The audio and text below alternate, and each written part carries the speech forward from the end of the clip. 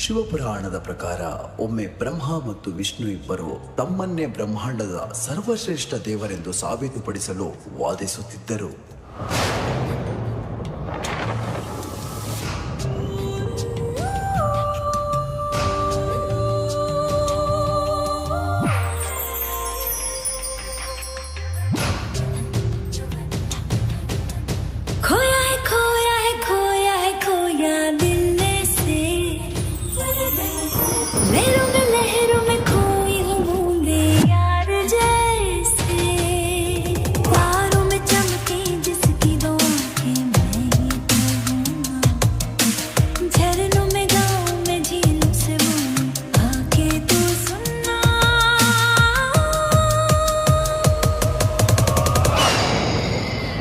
ಈ ಬ್ರಹ್ಮಾಂಡಕ್ಕೆ ಸರ್ವಶ್ರೇಷ್ಠನಾದವನು ಒಬ್ಬನೇ, ಅದು ನಾನು, ವಿಷ್ಣು.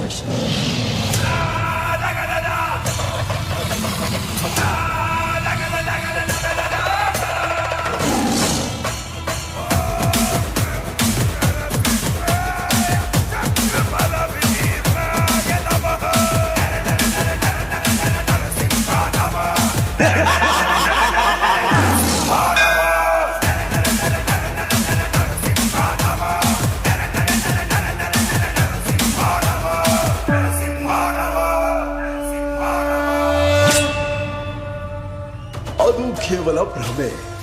ಈ ಬ್ರಹ್ಮಾಂಡಕ್ಕೆ ಸರ್ವಶ್ರೇಷ್ಠನಾರೆಂದರೆ ಎಲ್ಲರೂ ಕೂಗಿ ಹೇಳುವ ಹೆಸರು ನನ್ನದು, ಬ್ರಹ್ಮ.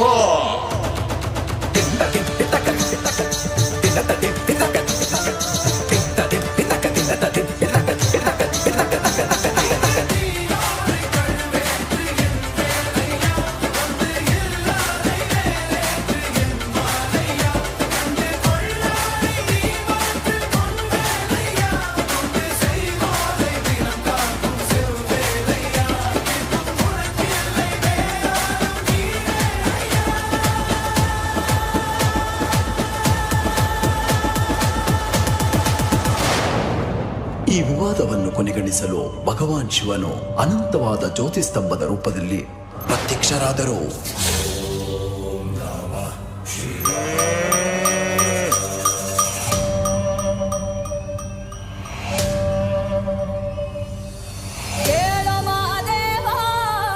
ಮನ್ಸನ ಜೀವ ನೀ ನುಡಿಸಿ ಆಡಕ ಢಮರುವಾಗ ಯಾಕ ಶಿವಲಿಂಗ ನಡೆಸುತ್ತಿ ಹಿಂಗ ಏನೇನೂ ಇಲ್ಲಯ್ಯ ನಮ್ಮ ಕೈಯಾಗ ಎಡವಿಸಿ ತಾಳ ಉರುಳಿಸಿ ದಾಳ ನಡೆಸಿದಿ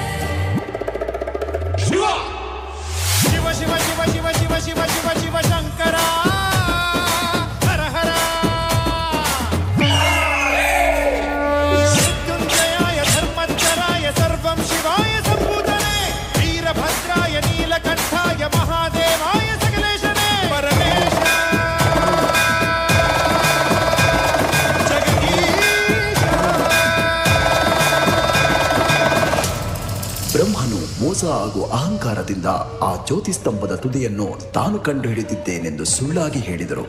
ಇದಕ್ಕೆ ಕೇತಕಿ ಹೂವನ್ನು ಸಾಕ್ಷಿಯಾಗಿಸಿದರು.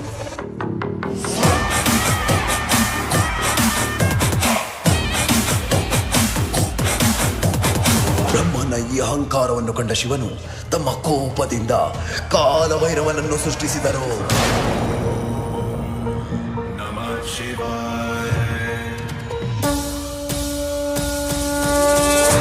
ಸೇವ್ಯಮಾನ ಪಾವನಾಂಗ್ರಿ ಪಂಕಜಂ ಜ್ಞಾನ ಯಜ್ಞ ಸೂತ್ರವಿಂದು ಶೇಖರಂ ಕೃಪಾಕರಂ ನಾರದಾದಿ ಯೋಗಿ ವಂದ ವಂದಿತಂ ದಿಗಂಬರಂ ಕಾಶಿಕಾಪುರಾದಿನಾಥ ಕಾಲ ಭೈರವಂ ಭಜೆ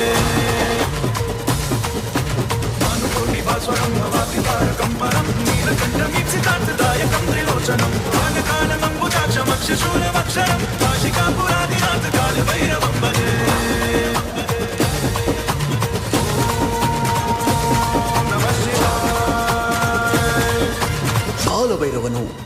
ಉಗುರಿನಿಂದ ಬ್ರಹ್ಮನ 5ನೇ ತಲೆಯನ್ನು ಕತ್ತರಿಸಿದರು. ಅದು ಅವರ ಅಹಂಕಾರದ ಸಂಕೇತವಾಗಿತ್ತು.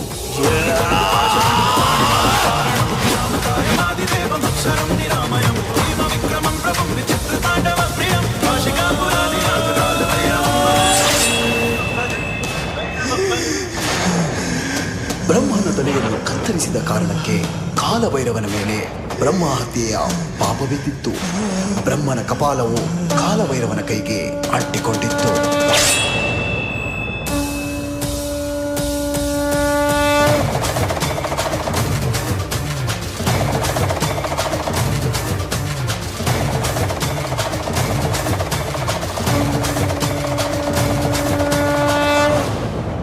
ಈ ಪಾಪದಿಂದ ಮುಕ್ತಿಯಾಗಲು ಶಿವನ ಆಜ್ಞೆಯಂತೆ ಕಾಲಭೈರವನು ಕಾಶಿಗೆ ತೆರಳಿ ಅಲ್ಲಿ ಆ ಪಾಪದಿಂದ ಮುಕ್ತಿ ಪಡೆದರು.